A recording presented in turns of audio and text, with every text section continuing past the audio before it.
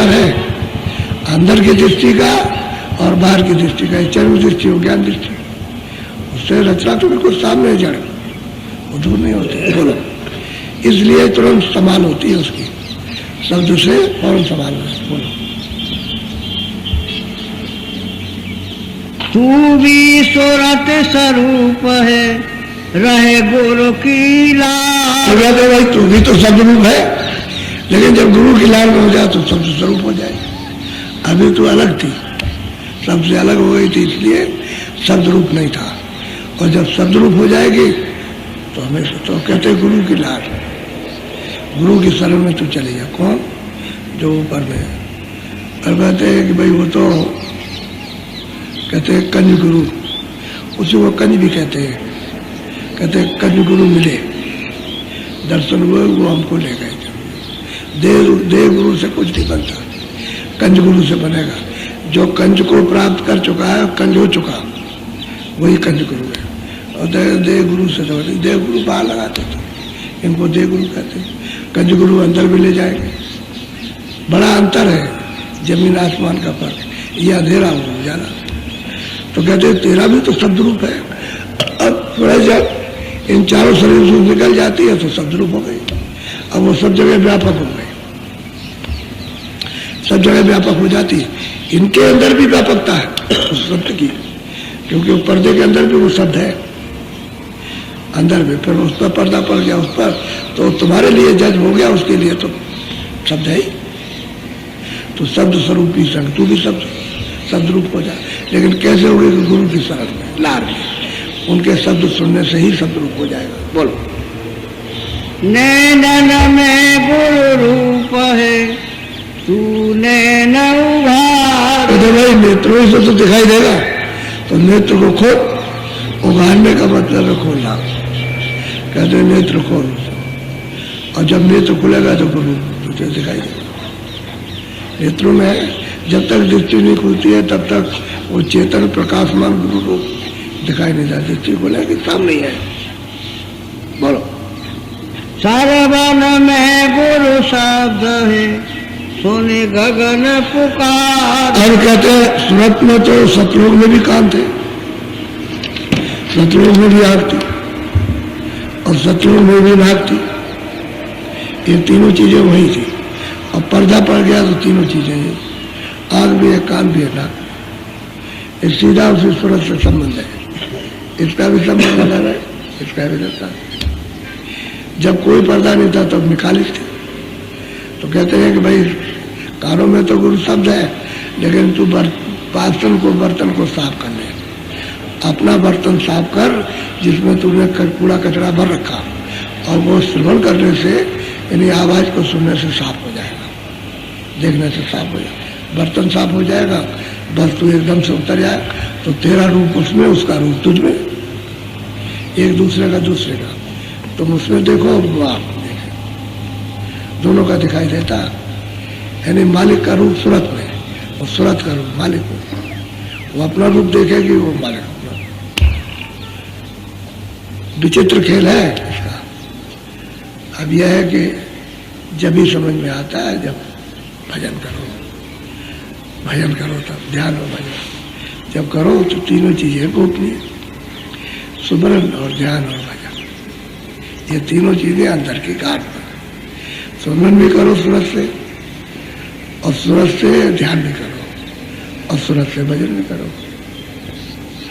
तीनों चीजें एक घाटी पर है, और बाहर से करोगे इंद्रियों के घाट से तो नहीं माना जाएगा। इसलिए दरवाजा बताया कि घाट पर बैठ करके इस तरह से देखो और ऐसे सुनो। लेकिन अब टकटकी तो लगानी है सबको। स्थिरता तो हो, जो अपनी दृष्टि में चंचलता आ गई उसको तो एकाग्र करना ही है, क्योंकि बेकार ये वो सूक्ष्म चीज है, अति सूक्ष्म है, बाहर की दृष्टि से कभी दिखाई नहीं दे सकता। तो अंदर की दृष्टि एकाग्र इसलिए करना कि सूक्ष्म चीज सन्मुख आ जाए, सामने हो, और हम उसको आंख से देख सकें। ऐसा ही अब देखो ये सूरज निकल रहा, अभी देखो लाल दिखाई देता है वो सामने, अभी थोड़ी देर में बदला जा रहा है। तो महात्मा जो बाहर का कोई प्रमाण होता है, नमूना, उसको एक इशारे में बताते हैं अब ऐसा सूरज अंदर बहुत बड़ा, ये तो कुछ भी नहीं है, ये तो सूरज निकलता डूबता है, इससे लाखों कितने गुना बड़ा, तो उसका आकाश भी बड़ा होगा, तो मतलब ये रूप भी बड़ा तो आकाश भी बड़ा। तो असली बात यह है कि कोई ऐसा नमूना मिलना चाहिए जिससे कि अंदर इसको धसाया जा सके, अंदर बैठाया जा सके। अब अंदर का घाट जब भूल गया तो उसे क्या मालूम कैसे बैठेंगे, कैसे मतलब ये कि करेंगे क्या करेंगे क्या नहीं। तो जो अब सुलभ है इसलिए, पहले तो इसलिए जो क्रिया ये थी नहीं, ये क्रिया नहीं थी, ये रास्ता नहीं था, पहले नीचे का था, प्राणायाम सब लोग करते थे नीचे से, बुधा चक्र से ले आते थे। अब महापुरुषों ने नीचे का सब खत्म कर दिया, इधर से कोई क्रिया शारीरिक नहीं। अब सूरत यहाँ बैठे यहीं से करो, तो ये तो कलयुग में अभी जारी हुआ, 700 वर्ष के अंदर, पहले तो नहीं था, ये तो अब जारी हुआ, पहले अब ये सुलभ है, सब इसको बच्चे भी कर सकते हैं, बच्चे भी कर सकते हैं, और बूढ़े भी कर सकते हैं, जवान तो करते ही करेंगे, सबके लिए सुलभ।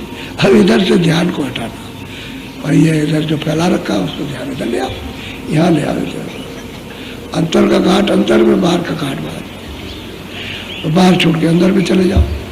इतने ही समझने की जरूरत है, बहुत चित्त को लगा करके, यही समझ में आ जाए तो जल्दी हो जाए। अब बहुत से लोग हैं सत्संग सुनते हैं, उनको बताया पूरा तो सत्संग नहीं उन्होंने सुना, तो अपना बैठते तो उनको समझ ही नहीं आता, तो उनको बैठा बैठा बैठा सुना के बैठा बैठा तब कुछ समय के बाद तो कुछ काल ही करिए सत्संग, कुछ सत्संग करते करते तब फिर ये भ्रम जाता है कि भाई घाट तो अंदर है, वो तो हमारा घाट, तब उनको होने लगता है बस करना, तब समझने लगते। बोलो बोलो। साते गोर पूरे काए रहे, यह मार्ग सार, जो माने भाग्य से तो उतरे पार। कहते सदगुरु पूरे कह रहे हैं कि भाई ये रास्ता अनाथ का सार है, सार रास्ता कहते हैं सच्चा, जहां से तुम आए हो वो रास्ता है। अभी तो हमको पता ही नहीं कि मैं कहां से आया हूं, मालूम नहीं कहां से उतर के आया। ये जो इतनी सृष्टि जिसने बनाई कहां से बनी ये किसी को नहीं मालूम, सब जीव भूले वाले हैं, सबके सब एकदम सब धोखा खा चुके, धोखे में। इसलिए पूरे सदगुरु कह रहे हैं कि हमारा सीधा सच्चा है, सार है, और इसी से जीवों को चलना चाहिए, जितना भी बन सके इसी को करते कर बन जाओगे तो। और दूसरे रास्ते में आपको कुछ मिलना नहीं, और सब रास्ते असार है, असार रास्तों में सार नहीं मिलेगा, सार रास्ते में सार मिल जाएगा। तो पूरे सदगुरु ने ये बताया प्रेमी को कि देखिए सार रास्ता है, इस पर निकल चल, और अभी मौका है, मनुष्य शरीर मिला दूसरो, तो भजन करना है। आज शाम को जो लोग आए हुए कुछ आदमी, उनको शाम को नामदान, लेकिन सत्संग 4 बजे होगा, आज इतवार का सत्संग 4 बजे, कितने बजे? 4 बजे होगा।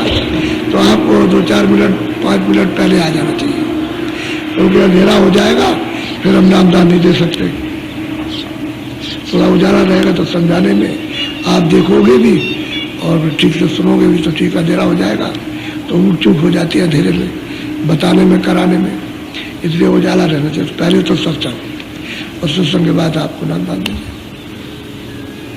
उजाले में करना चाहते हैं तो सत्संग हो जाएगा, उजाले में नामदान हो जाएगा। और फिर जो कुछ भी आप करते हो, बाहर का दिया जलाते हो, शरीर से जलाओ, आप कब बड़ा करते हैं? अरे भाई अंधेरा है तो लाइट जलाते हो तो उसको मत जलाओ, तो दिए जला लो, किसके लिए? कि चलो भाई रोशनी हो जाएगी, और क्या, अंदर की रोशनी अलग है, ये बाहर की, तो न जानने के कारण वही करते। अब वो कहते हैं कि कल की जो दिवाली हो गई, उस पर एक दिया जलाते हैं, तो ले जाते हैं, उस पर रखते हैं घूरे पर। घूरा कहते हैं जहाँ जानवरों की खाद डाली जाए, झाड़न झूड़न जहाँ फेंका जाता है उसको घूरा कहते हैं, वहाँ एक दिया रखते जा करके। अच्छा, इस क्यों रखते घूरे पर? अब ये तो लोग जानते नहीं है कि क्यों रखते हैं, कि दिया रखेंगे दिवाली पर तो ये गोबर, ये खाद खेत में जाएगी तो अन्न ज्यादा होगा, तो ये कहा था भाई हम इसकी भी पूजा करते हैं, ये भी लक्ष्मी है, ये भी लक्ष्मी, जिसको आज फेंक दिया ये खेत में आएगी, फिर से अनाज पैदा होगा। इसलिए तो कहे कि गोवर्धन, यानी कृष्ण ने कहा कि भाई गोबर, गोबर, गोबर कोई पहाड़ नहीं है जो आप कह सोचते हो कि पहाड़ होगा, नहीं, गोबर ये धन है, इसको खेत में डालो और अनाज पैदा होगा, इसकी पूजा करो। तो सच्ची बात हो तो हम लोग भी कहते हैं कि अन्न देवता है, अन्न में प्राण है, क्योंकि कलयुग में अगर अन्न नहीं मिलेगा तो हम देखो लोग मर रहे हैं, कितनी बाढ़ और तूफान आया, अब रोज रेडियो देखते सुनते हो आप, टीवी सुनते होगे, देखते होगे, तमाम लोग मरे पड़े हुए हैं, तमाम सुन रहे हो, तो ये क्या है, मैंने देख लो आप।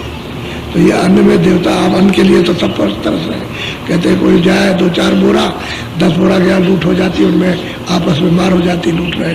अभी प्राणों की रक्षा के लिए जो मिलेगा वो सब करेंगे, क्या है, अन्न देवता है।